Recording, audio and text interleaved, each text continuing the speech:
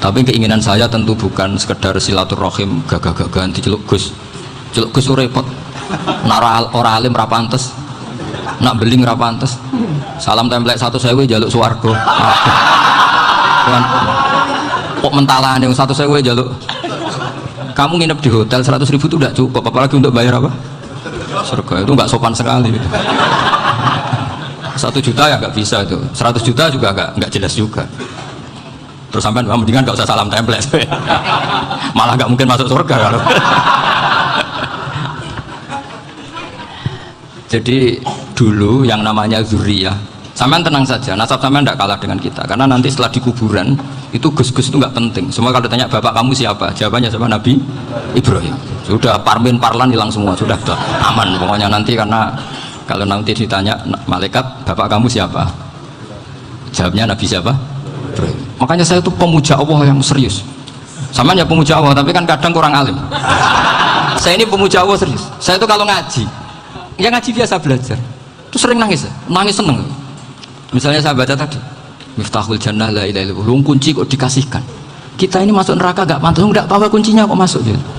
Harusnya kita ini masuk surga, kita kan pegang kunci surga, gak pegang kunci neraka. Maka aneh kalau kamu masuk neraka itu aneh. Coba kita pegang kunci surga apa kunci neraka? Tapi ada teman saya suon rokok anu kunci ini. Karena tidak ada pintunya. Terus saya bilang, kamu kok tahu? Memangnya mau ke sana kata saya. Saya tidak punya rencana tahun neraka. Karena nanti di antara syafaatnya Quran itu orang kalau mau masuk neraka tidak jadi. Ya nggak apa-apa ya, diatur sendiri. Jadi di antara syafaatnya Quran itu orang nggak jadi masuk neraka. Jadi syafaat itu ada 2, dari neraka diangkat ke surga, dan itu bisa lama itu. Tapi kalau syafaatnya Quran itu yang belum masuk neraka supaya nggak jadi masuk neraka. Karena neraka juga punya aturan, dia juga kena aturan fikih. Jadi, betul ini, saya ada punya. Jadi kena konstitusi apa? Fikih. Sama tak ceritani syafaatnya Quran itu ada orang itu beling itu fasik. Itu dihafal surat Tabarok, hafal betul. Tabarakalladzi biyadihil mulku wa huwa ala kulli syai'in qadir alladzi khalaqal mauta wal hayata. Pertanyaannya gini, boleh enggak orang menginjek surat Baqarah? Boleh enggak? Enggak. Padahal orang hafal Quran itu artinya ayat itu ada di hatinya. Fa inna wa ta'ala la yu'adzibu qalban wa al-Qur'ana. Allah tidak akan menyiksa hati yang menyimpan Quran, yang jadi flash disknya Quran, yang jadi rekaman Quran. Singkat cerita orang ini hafal. Pas ketemu Mungkar Nakir prosedur kan, ini orang fasik mau diantemin sama Mungkar Nakir. Prosedur ya, dia kan prosedur standar. Si surat Tabarak akhirnya menjelma jadi seseorang yang gagah berani. Kamu nggak boleh nyiksa orang ini. Saya ini kalamuah. Kalau kamu nyiksa dia berarti nyiksa saya. Kamu berani sama kalamuah? Wah ya udah berani jadi Mungkar Nakir. Tapi orang itu nakal, harus saya gebukin. Tapi kata Quran tadi, tapi saya di situ pasti kena saya. Oh debat. Nggak ada lajnahnya, ini nggak ikut. Kalau keserjaan ikut jadi lajnah. Kalau jadi lajnah pasti kroninan, kalau santrinya dimenangkan nanti.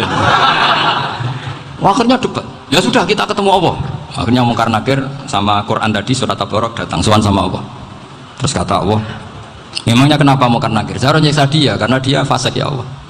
Memangnya kenapa surat Tabarak? Saya ada di situ. Menurut aturan orang tuh nggak boleh injak-injak Quran. Kalau dia nuduk saya, nuduk Quran, itu harus dikasih tahu fikihnya Mungkar Nakir. Akhirnya Allah ngendikan gini ke surat Tabarak, ya sudah terserah kamu. Kalau terserah pulau Gusti, Mungkar Nakir nggak boleh nyentuh orang ini. Ya sudah selamat. Sehingga terus itu sama baca di termasuk mujizatnya surat Tabarak di tafsir Ibnu Katsir banyak. Karena tadi logikanya malaikat itu juga kena aturan fikih. Sehingga banyak ulama termasuk Sayyid Muhammad ngendikan pertanyaan Mungkar Nakir itu tidak semua orang kena. Kalau semua orang kena, nanti kalau tanya Nabi Muhammad, waman nabiyuka? Kacau kan jamnya. Nabi kamu siapa? Saya ini Nabi. Ya kan?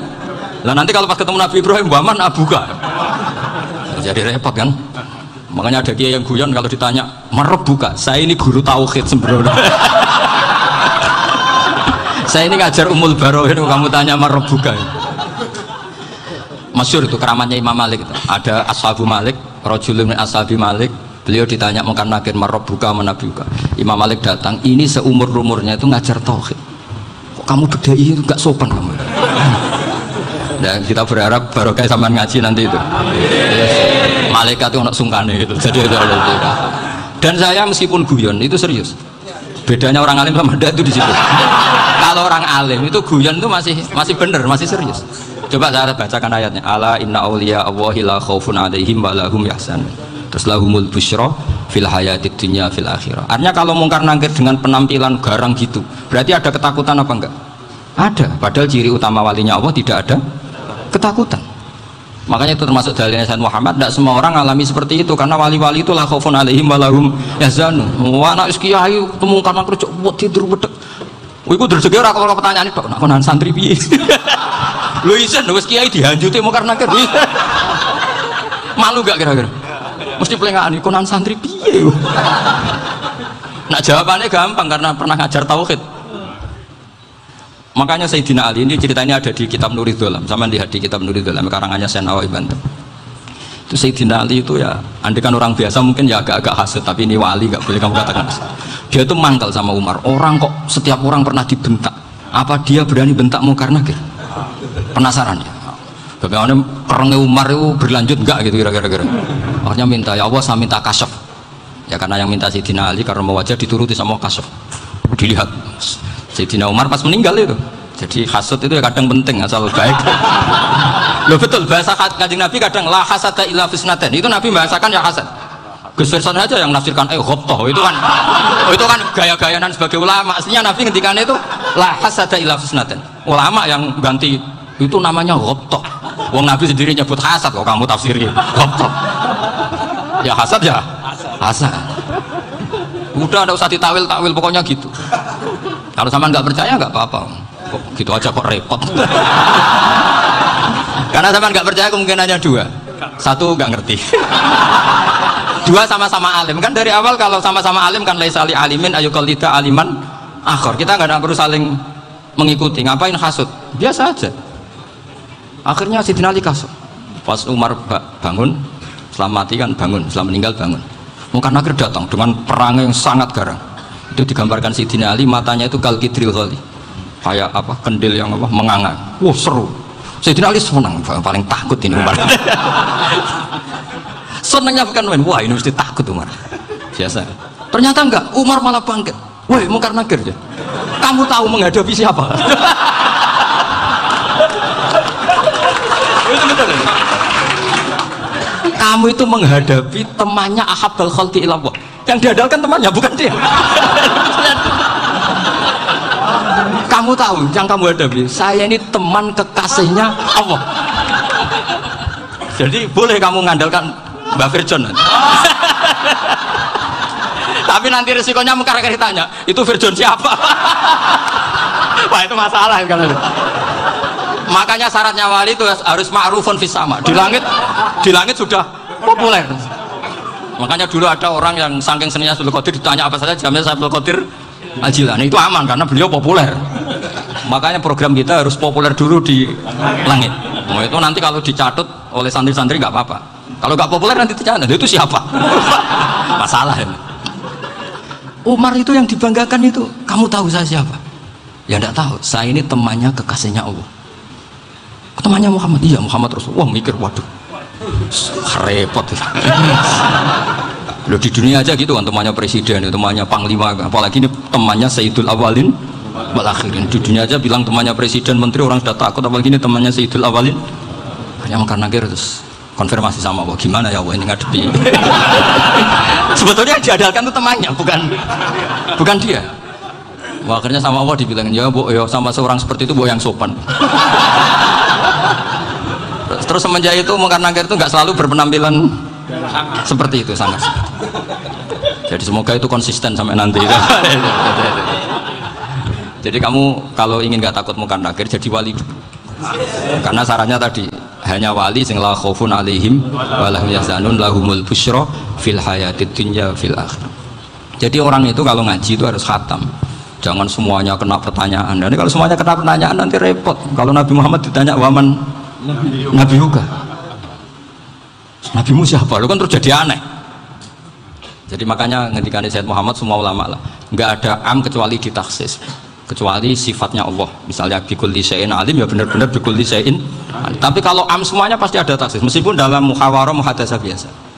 Misalnya contoh gampang, istri kamu baru seneng kamu, mas nang pengen apa-apa aku lapor aku, gak apa-apa mas, mesti aku seneng gak sama lapor. Iku dia aku pengen wayo. Langsung jadi apa wae. Mesti apa wae maksudnya kecuali itu gitu. Padahal kalau ngomong, mas sampean ingin apa saja tak dukung. Sampean bilang, kepengin iku wayo. Kira-kira disetujui apa enggak? Sama seperti kita kalau punya teman akrab, wes nang omahku gak apa-apa, anggap aja omahmu dhewe. Terus mlebu-mlebu kamar. Jadi tidak ada am kecuali di taksis. Artinya kalau ada cerita bahwa orang mati pasti ngalami ditanya mungkar nangkir, itu pasti ada am yang di taksis. Itu pasti tidak dialami para anbiya, para auliya. Karena ciri utama wali itu la khaufun alaihim walahum yahzanun. Kemudian saya yang mau cerita ya, supaya sampean bisa menghadapi dunia global ini, tak bawa tafsir Munir termasuk tadi. Kenapa orang Islam, Rasulullah SAW itu lebih senang kalau yang menang itu orang Nasrani Romawi, ketimbang yang menang itu orang Faris, dalam hal ini ateis. Karena orang ateis itu lebih ngeri. Sebetulnya beberapa penemuan sains, terutama di ilmu medis, itu orang Amerika, kayak cloning. Tapi orang Amerika itu masih dilarang oleh gereja untuk mengaplikasi. Karena nanti bayi cloning itu dipakai suku cadang. Di Amerika masih ditentang oleh fatwa-fatwa agama, baik Islam maupun Kristen. Tapi di Cina itu dipraktekkan, karena nggak ada halangan agama. Di Cina itu biasa ada kondom diolah lagi jadi alat-alat aksesoris. Di Amerika tidak ada, karena masih ada agama, masih ada larangan. Sehingga orang Islam itu lebih takut kalau yang menang itu Persia, karena terus cara berpikir ternyata Tuhan itu tidak ada, langit nggak ada perannya. Jadi ketika yang menang Nasrani masih berpikir itu pertolongan Tuhan, meskipun mungkin cara mengatakan Tuhan beda dengan kita. Tapi ada satu kesamaan bahwa kekuatan samawi itu ada. Jadi disebut ghulibatir rum fi adnal ardi wa hum min ba'di ghalabihim saghlibun. Di sini diterangkan oleh Syekh Nawawi supaya kamu tidak salah paham.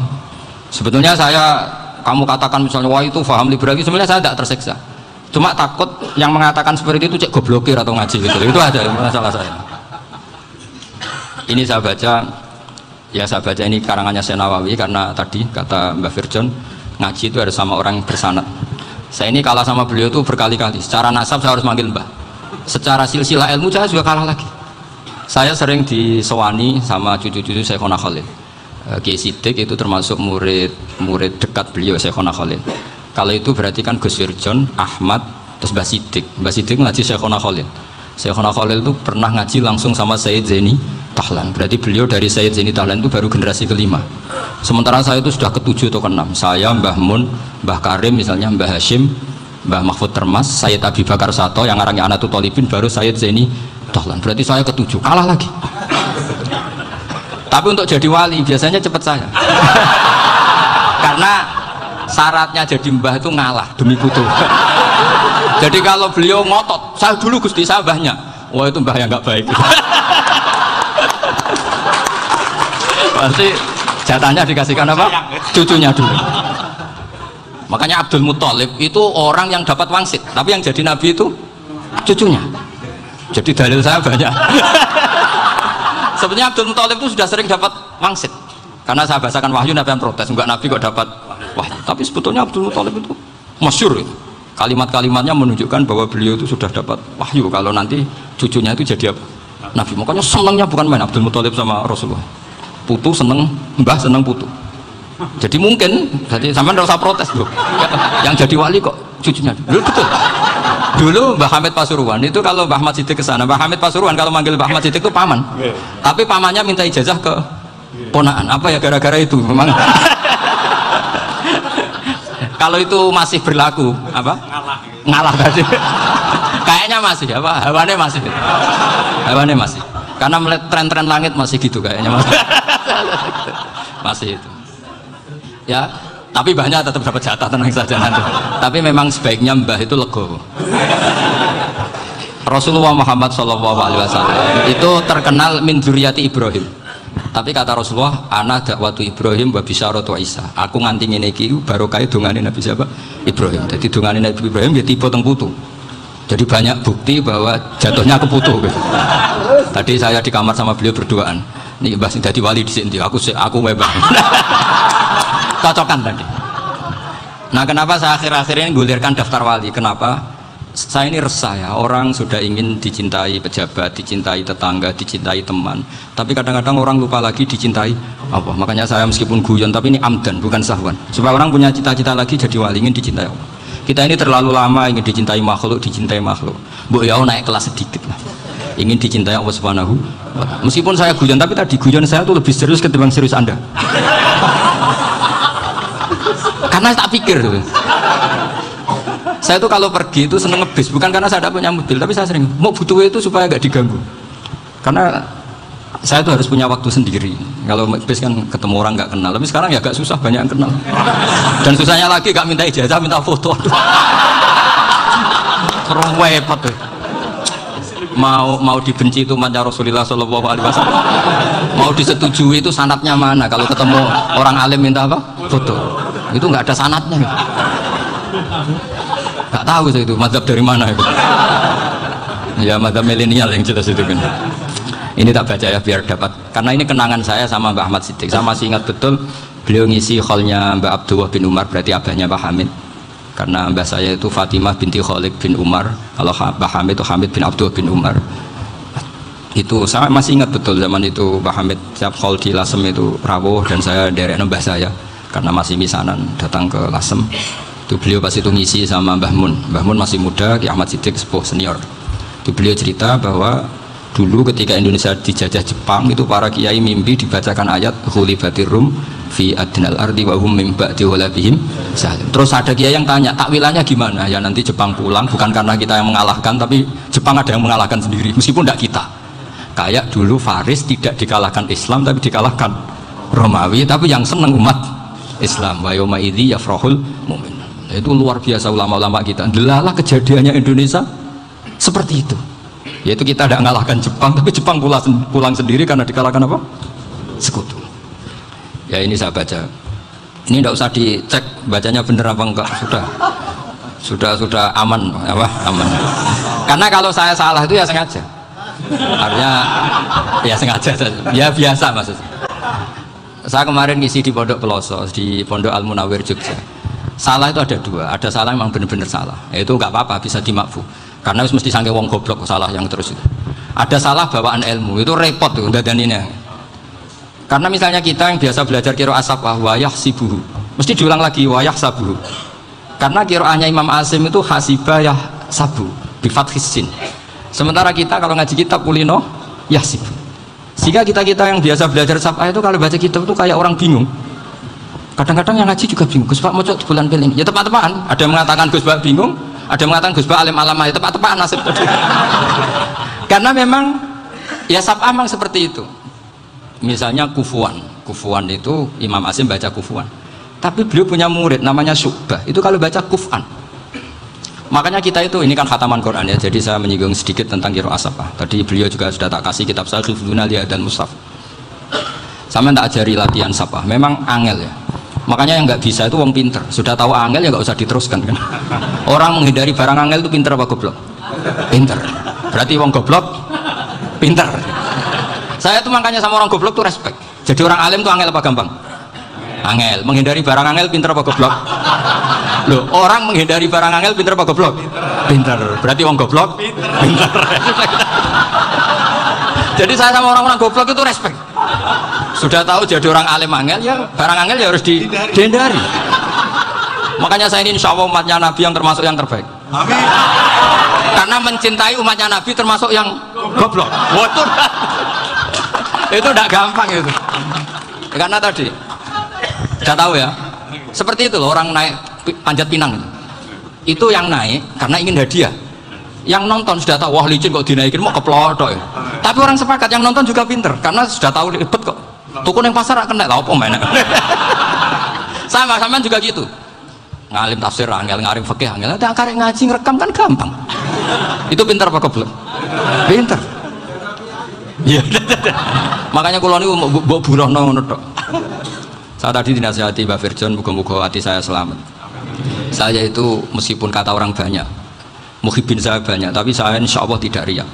Saya itu pakai kitab namanya Tasbidul Fuad, itu karangannya Said Abdul Al-Haddad. Ketika beliau punya muhibin banyak ditanya, bagaimana ya Habib Anda menjaga hati Anda? Jamnya Said Abdul Al-Haddad itu nih, innama azzamu Allah. Mereka itu sebenarnya menghormati Allah, cuma butuh sarana, dan itu saya. Jadi saya tahu sama semua itu mencintai Quran, mencintai sunnah Rasul, mencintai hadis-hadis Rasul. Cuma sampean kan karena gak paham, terus manfaatkan saya. Jadi sebenarnya saya ini korban. Korban. Jadi saya mau riak gimana? Korban kok mau. Bangganya di mana tuh? Coba sampean misalnya ngaji tafsir, belajar sendiri kan susah. Terkibnya susah, maknanya susah. Bahkan beli kitabnya kadang tidak kuat.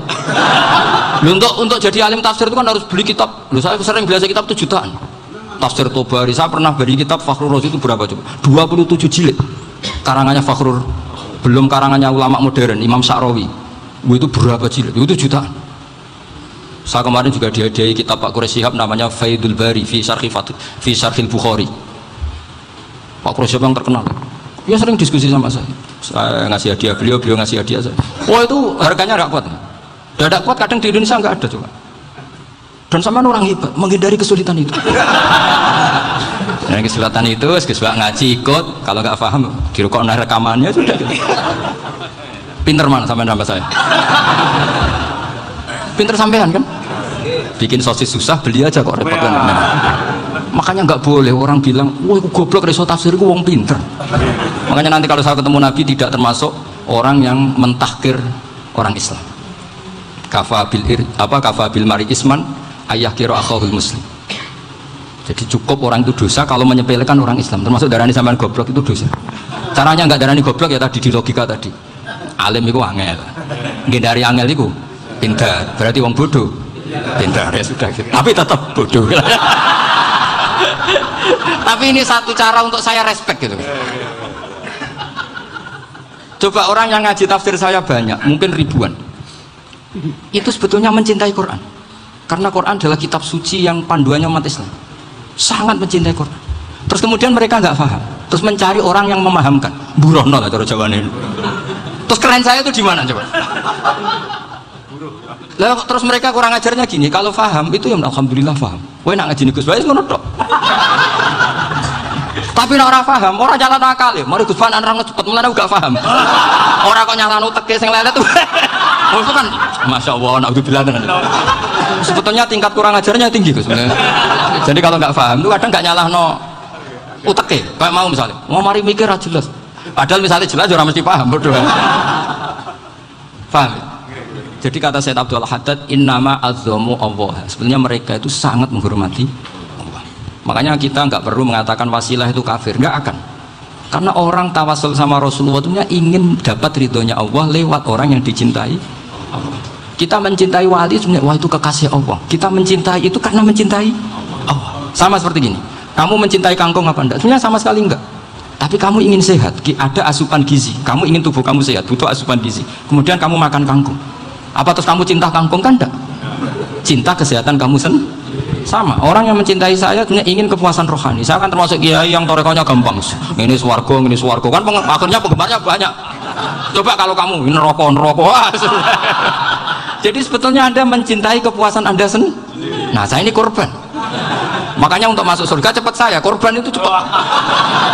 Da'watul mazlum la turaddu kan gitu. Laisa bainahu wa bainallah hijab. Jadi saya kalau dongo langsung seret langit. Karena mazlum.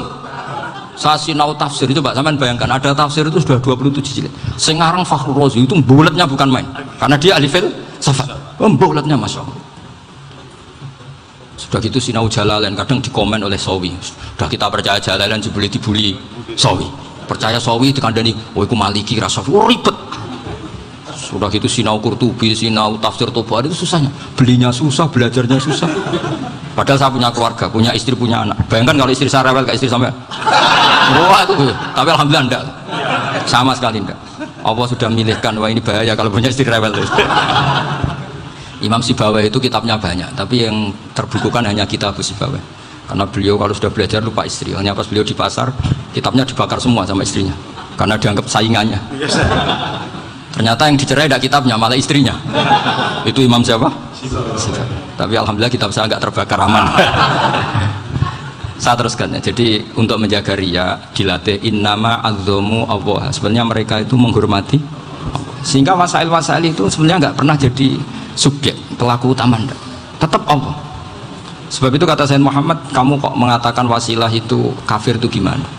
Ketika innallaha qad ba'atsa lakum taluta malika. Talut itu ya manusia. PD-nya itu apa? Inna ayata mulkihi ayyatiyakumut tabut fihi sakinatum min rabbikum wa baqiyatum mimma taraka alu Musa wa alu Haruna tahmiluhul malaikah. Jadi beliau PD itu kalau bawa sunduk semacam peti sakti, sing di situ ada baqiyatum mimma taraka alu Musa wa alu Haruna tahmiluhul malaikah. Ya kayak semacam jimat. Tapi saya bukan mensyariatkan jimat enggak, karena nanti banyak penjual yang pembohong juga gitu loh.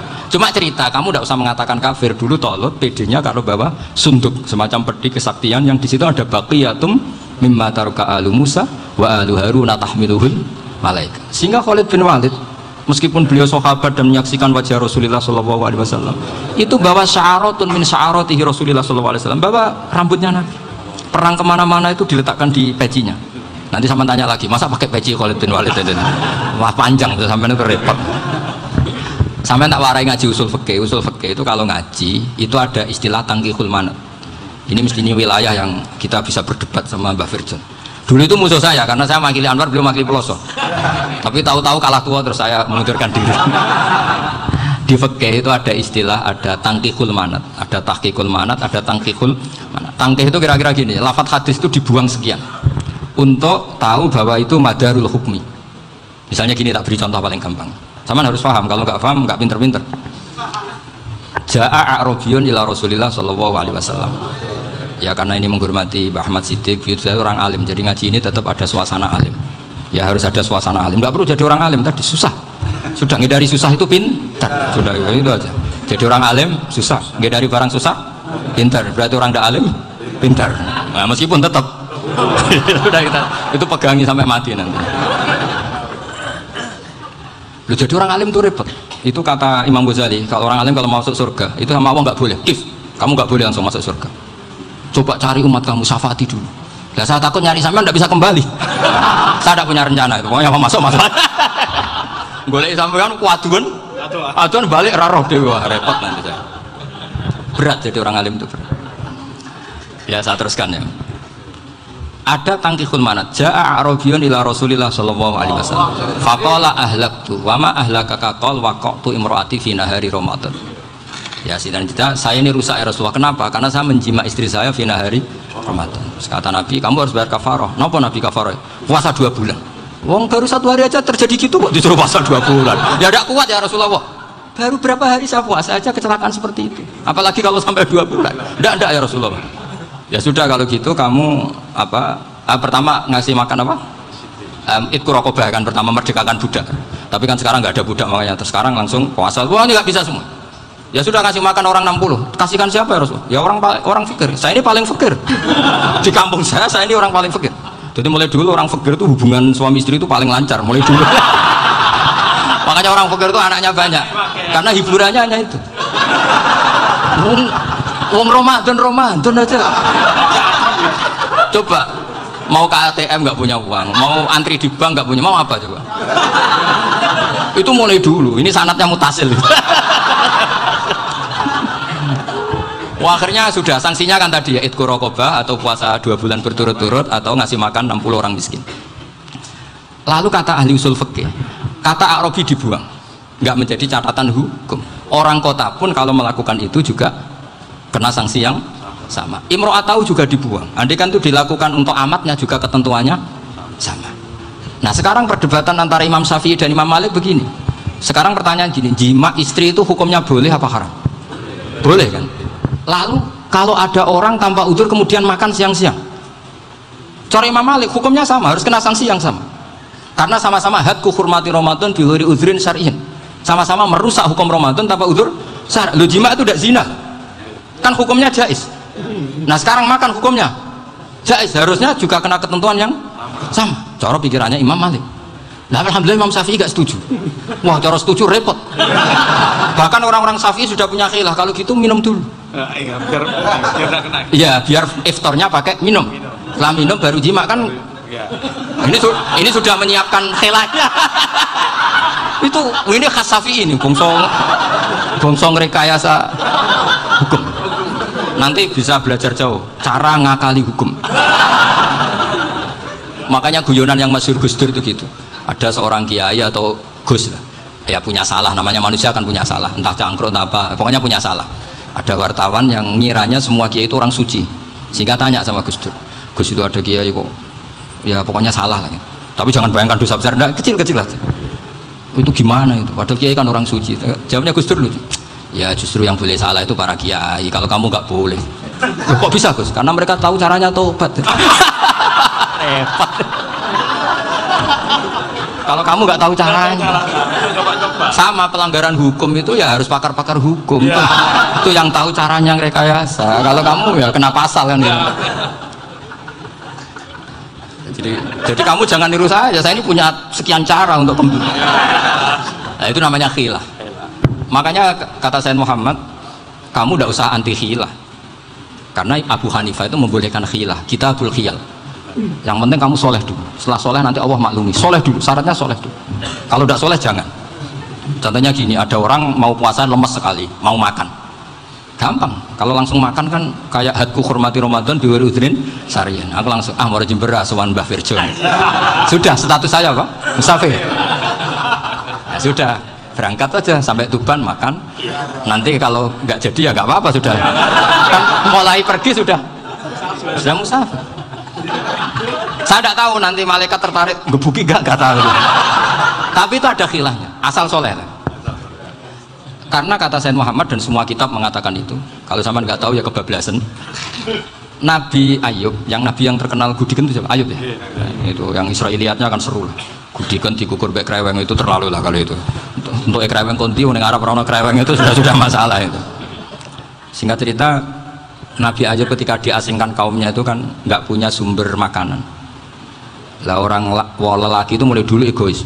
Istrinya Nabi Ayub itu cantik sekali, udah cantik, rambutnya bagus. Makanya kamu nggak usah tanya kenapa istrinya kayak banyak yang cantik, ya nah warasatul anbiya, nggak boleh gitu. Kalau nggak cantik ya warasatul anbiya dari segi balak.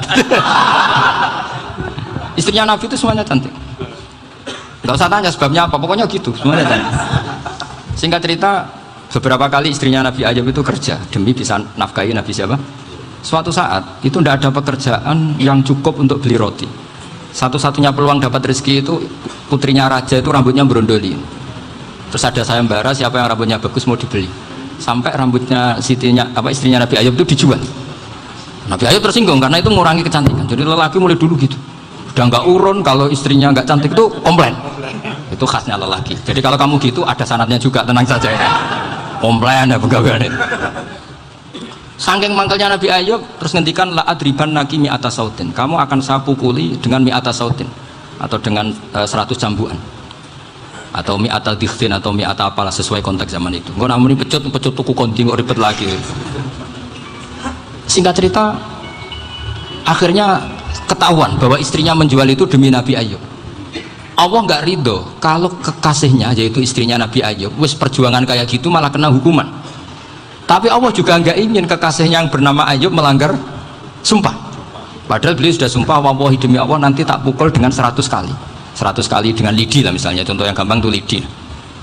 Akhirnya sama Allah dikasih satu solusi, wahud biyadika dikhtan fadrib bihi wala tahnas. Ya sudah, lidi itu ikat jumlahnya 100, terus pukul sekali saja, anggap saja sudah 100. Iku pangeran sing wari ngakali ngono pangeran.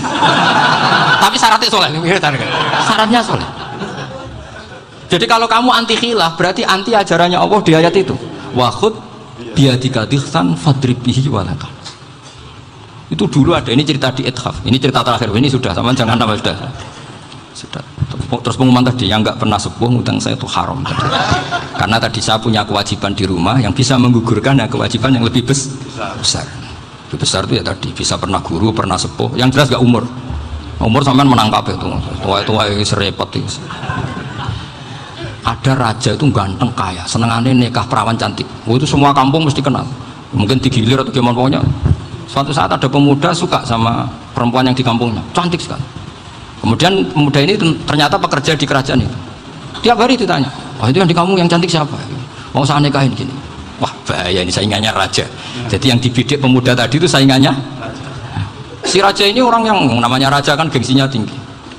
Kaifatang kihuha wa kotroa itu kot kobbalaha rojul. Kobok nikah piye? Saya itu pernah melihat dicium lelaki. Wah gak mau. Gak gelem kadung ditambung lan waqat qabbalaha rajulun. Saya pernah melihat sendiri qabbalaha rajulun, dicium oleh lelaki. Wah sudah gak minat raja langsung gak keren. Suatu saat pemuda tadi nikahi perempuan itu. Rajanya marah, kamu lelaki gak punya harga diri gini. Gak punya selera, gak punya harga diri, sudah pernah dicium orang kok tetap dinikah. Terus bilang ke raja, ta'rif manir rajul, lelaki itu siapa? Abuha. Kamu tahu lelaki itu siapa? Sopo? Abuha, bapaknya. Saya kan hanya bilang rojulun, pernah dicium lelaki. Lah pikirannya raja itu lelaki kue-kue ngene iki. Tapi butuh tanam mau rojo ben gak sido, itu aja tuh. Baru kayak digulirkan gitu, wakot kebala rojulun. Wah nggak mau. Setelah itu satu saat pegawainya tadi nih kayak perempuan. Kamu gak punya harga diri gini. Kamu tahu mandir rojul? Bapak Abuha. Wah nak mau gak apa-apa. Lah monggo sakniki wis bojo kula. Ora trimo wis diambung wis macam-macam. Lah itu namanya khilah. Apa?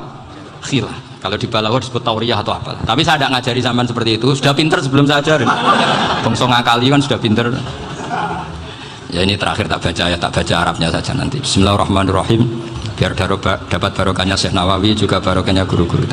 Bismillahirrahmanirrahim. Wa sababu nuzuli hadil ayati annahu kana baina farisa war rumi qitalun wa kana al musyrikuuna yawadduna antaghliba farisu ar-ruma li anna farisa kanu majusiyan ummiyin wal muslimuna yawadduna ghalabatar rum ala faris liqaunihim ahla kitabin.